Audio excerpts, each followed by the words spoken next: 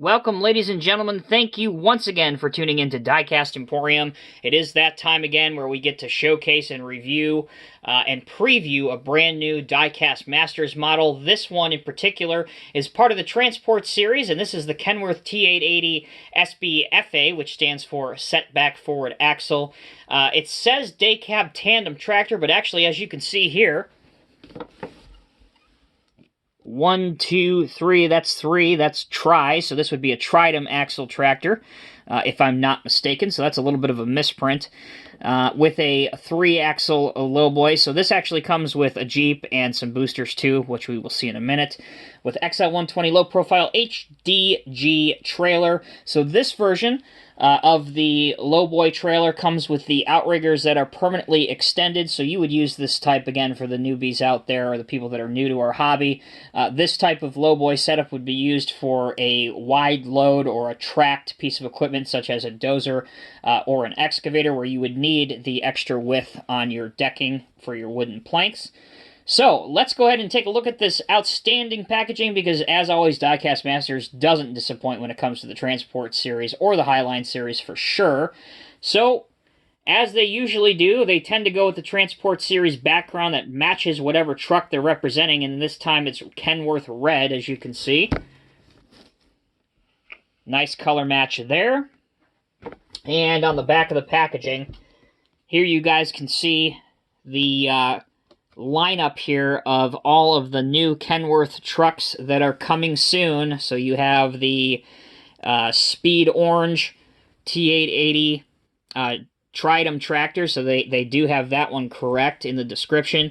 This has a pusher axle. This is the dump truck, which if you've seen my videos and kept up with them, you've already seen a review on this. This is the black one with the container trailer, and obviously this is the LowBoy that we're going to be reviewing today. Over here you can see some of the features of the truck, such as, new for these models anyway, are the opening doors, which is really great to see. You can see the headache rack on here, the opening hood for the engine. So the specifications on this has a PACCAR MX-13 engine, 12.9 liters, anywhere depending on configuration, 380 to 500 horsepower, 1,450 to 1,850 pound-feet of torque, 2,200 RPM governed speed.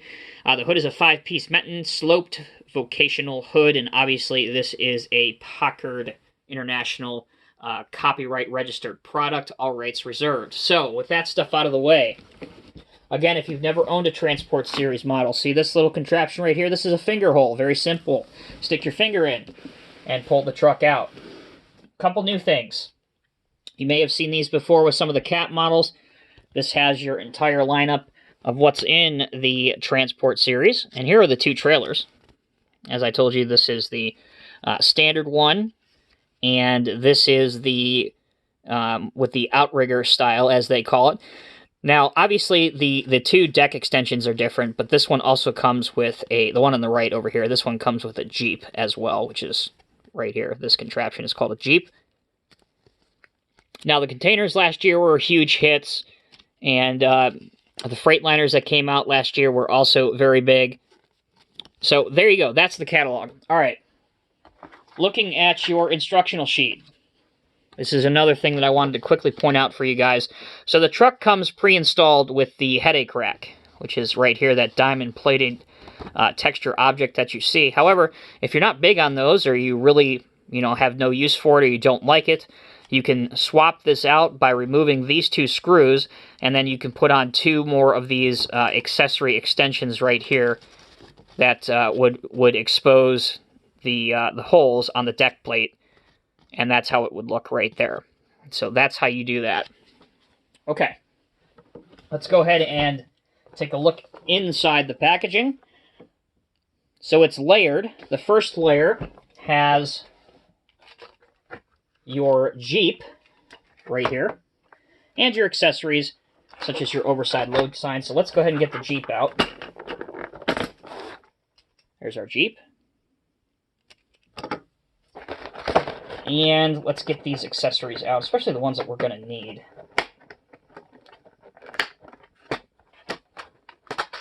All right, here's our oversized load sign for the rear of the LowBoy.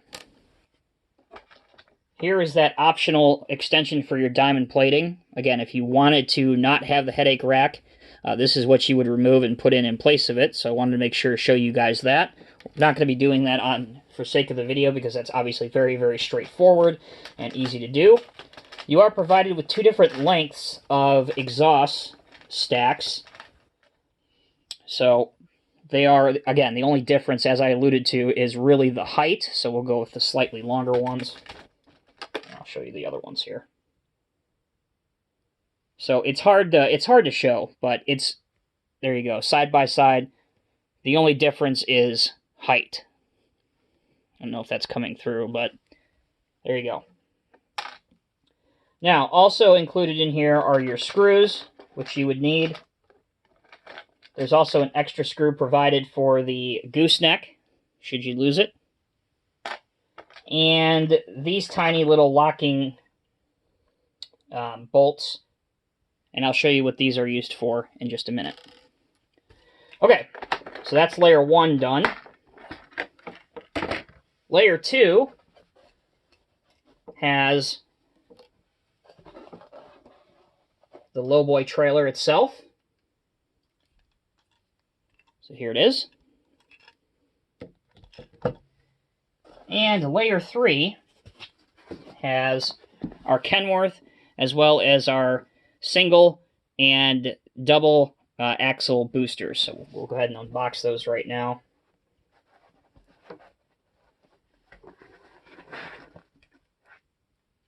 There's our truck.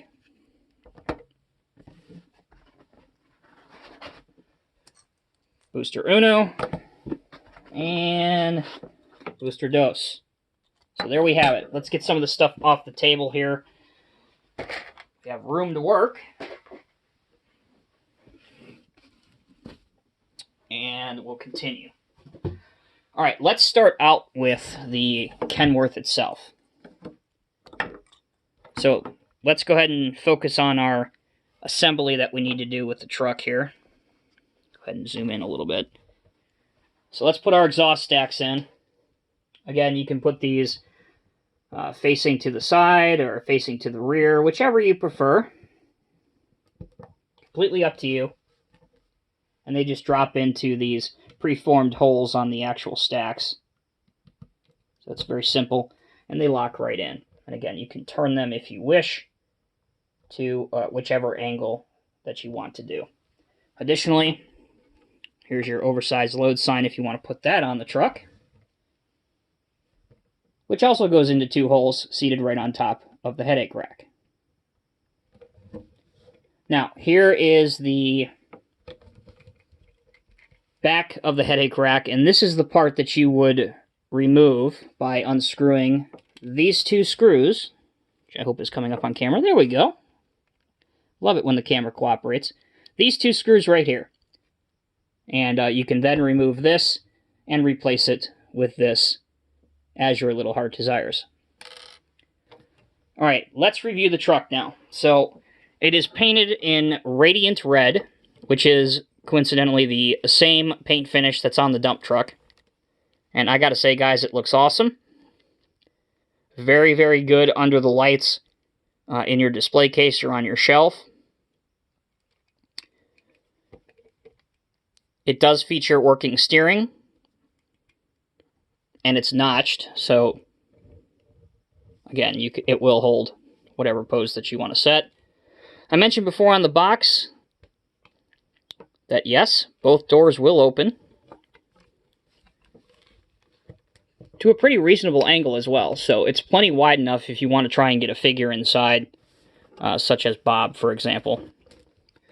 Definitely a highlight of this whole setup is, in my opinion, the diamond-plated finish for the headache rack, which you can see some lights right here, and obviously the huge amber orange warning beacon up on top.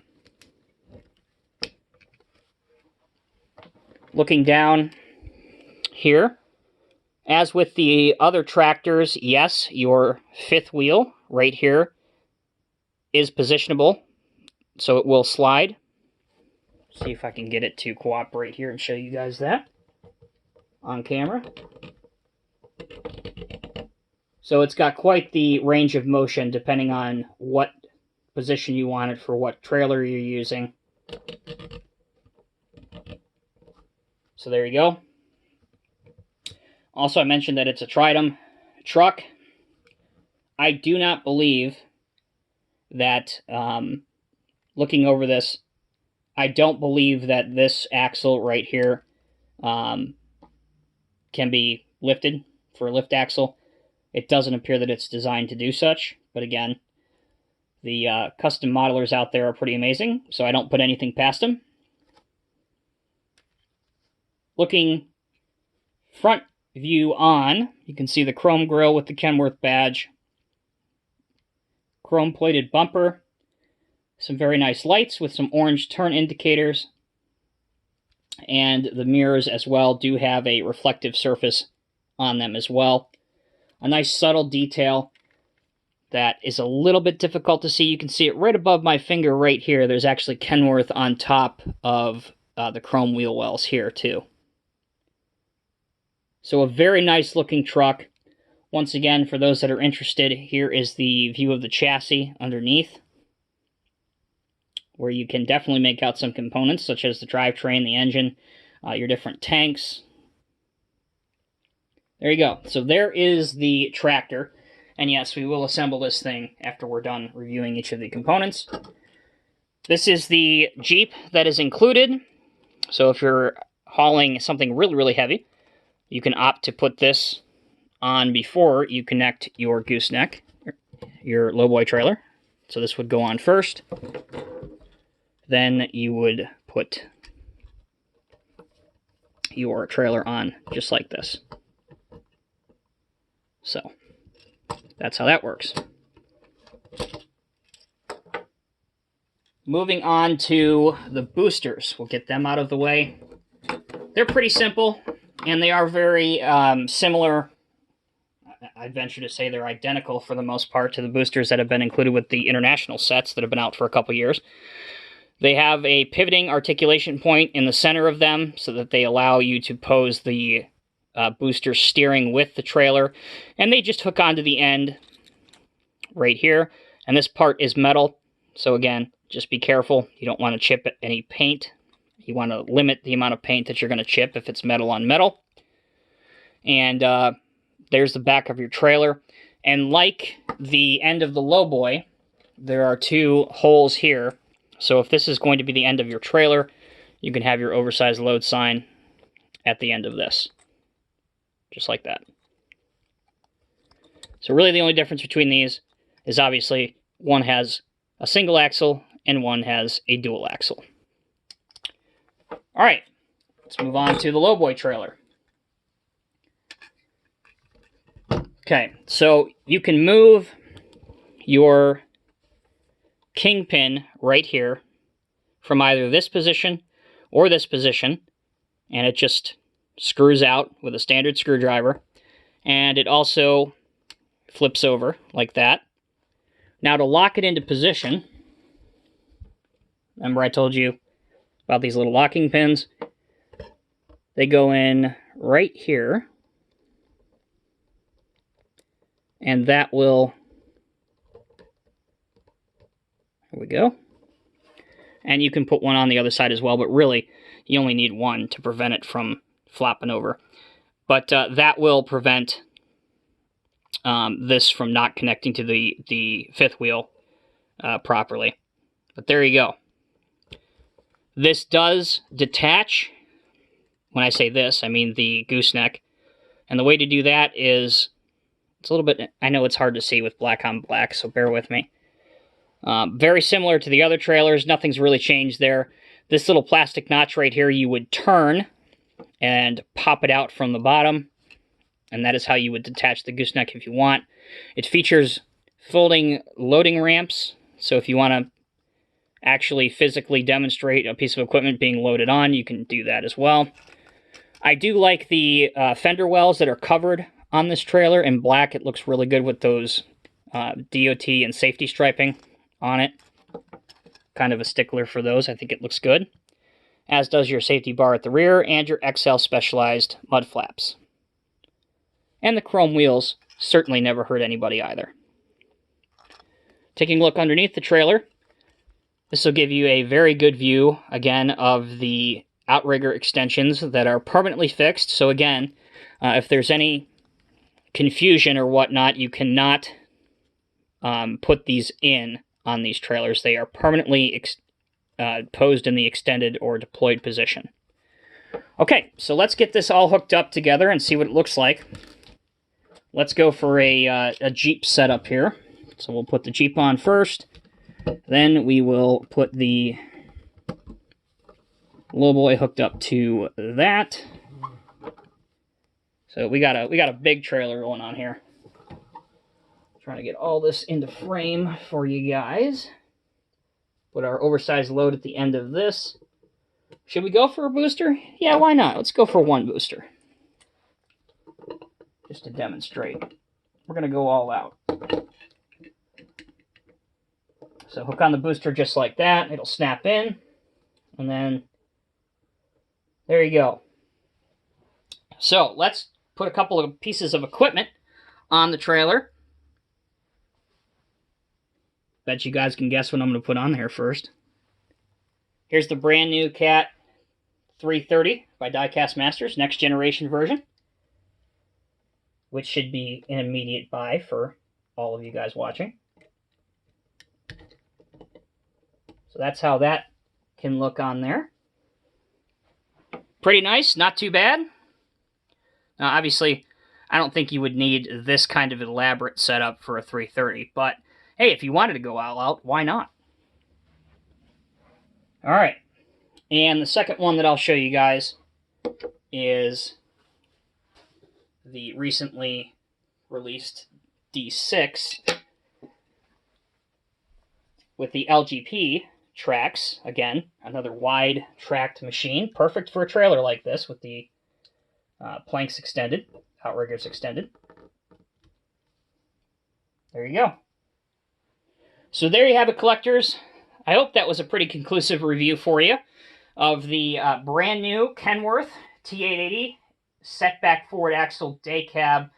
It says tandem. It's clearly not a tandem. We've established that. It's a Tridem tractor with the XL120 low-profile HDG LowBoy trailer. Certainly, if you don't have one of these trailers yet, guys, definitely this set is worth looking into for sure, and absolutely a must-buy if you're a fan of Kenworth trucks. It's great value. You get all of this stuff, plus a 1/50th scale truck, and then you have a great platform to display your 1/50 scale Diecast Masters Cat equipment. If you guys have any questions, as always, please feel free to leave it down in the comment section below. Until next time, I'm Tommy with Diecast Emporium. Thank you guys so much for watching. We will see you in the next video.